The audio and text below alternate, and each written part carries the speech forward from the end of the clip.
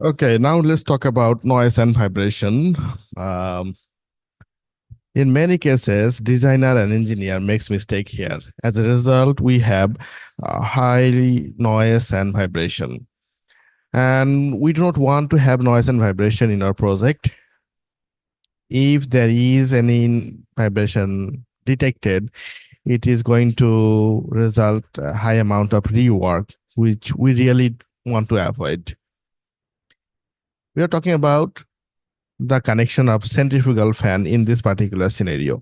Centrifugal fan are commonly used in HVAC system. Let's say we use centrifugal fan in our fan coil units and air handling units, also and at the fresh air units. Wherever, it doesn't matter. Whenever we use a centrifugal fan, we must be careful about some basic or fundamental um, norms. Now, this particular discussion is directly from ASHRAE Handbook of Application, Chapter 48. Here we have centrifugal fan. There are 6 scenarios here. The scenario number 1, scenario number 2, and scenario number 3 are the ideal scenarios. And scenario number 4, scenario number 5, and scenario number 6 are not recommended by me and also by ASHRAE. Okay, let's look at the optimum scenario. Scenario 1, 2, 3. The first scenario, the optimum scenario, what is happening here? Here in this scenario, the centrifugal fan is throwing the air at a horizontal direction. And the scenario number 2, which is a very good connection, where centrifugal fan is throwing the air at an angle. And at the scenario number 3, the centrifugal fan is throwing the air at upward motion, and we are going to have a 90-degree elbow here.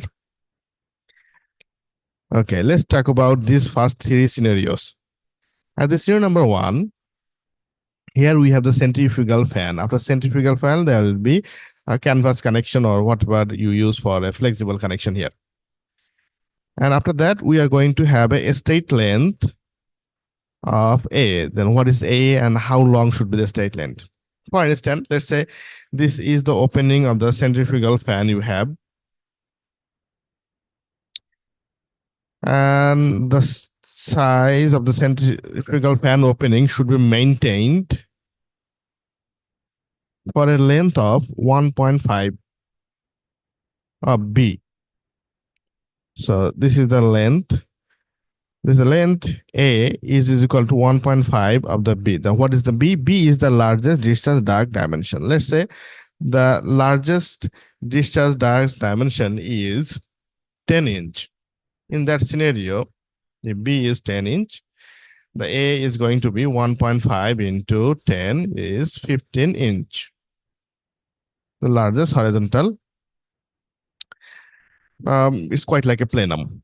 Okay, after this, the straight length, you keep the same length as the opening of the centrifugal fan. After this, we are going to have a connection with the main duct. The main duct is sized as per your volumetric calculation requirement here. Now, there is also a requirement of the slope. The slope that we need to maintain here is preferably 1 inch every 7 inch. Now, if you do not maintain, this is the preferable one. However, if the duct velocity or the velocity here is less than 2000 feet per minute, in this scenario, you can actually have a slope 1 inch every 4 inch of a straight duct.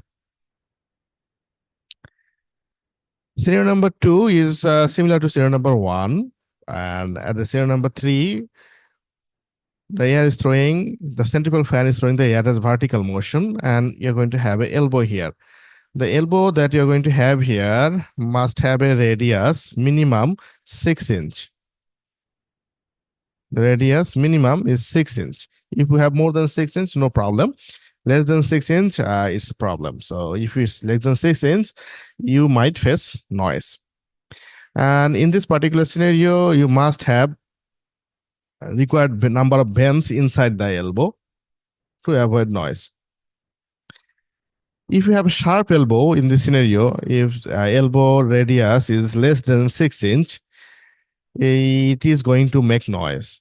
So you have to avoid this particular scenario. The sharp elbow and sharp elbow will always make noise. So you have to avoid this. This is the optimal scenario, very good scenario, and good scenario. These are the scenario that we are going to follow. However, in many cases, I have seen mistakes. There are common mistakes. What I see in my observation is like this. Um, the engineer or designer at the connection here, they have the flexible duct, and suddenly, without getting into this horizontal direction straight, they make it larger. This is a mistake here. You shouldn't do this. And the second mistake that I see usually is about the slope here. Sometimes we make a very sharp slope. Very sharp slope is not welcome here. The details is in here. If the velocity is less than 2000 feet per minute, we are allowed to have a sharp slope 1 inch every 4 inch, but preferably it is 1 inch every 7 inch. If the velocity is more than 2000 feet per minute, we have to follow this. There is no other options. Third mistake is about the radius. Yes. So if we have a connection like this, after fan, we have a elbow. I have seen many times the radius of this elbow is not maintained. As it is mentioned here, minimum 6 inch radius is required. Okay. This is the third mistake. And the fourth mistake we have, even the radius is there, 6 inch or more, we do not have the vane inside. If we don't have the vane inside here, we are expecting noise. So as a certified HVAC designer, you have to be careful about these connection details. So your design will be better. Perfect. Yeah. Let's move forward with the next segment. And if you have a question here, you can raise your voice now.